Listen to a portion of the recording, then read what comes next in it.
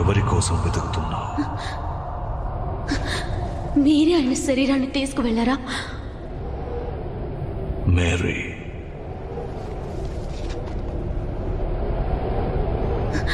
Jesus, నేను తిరిగి లేచానని అందరికీ చెప్పు.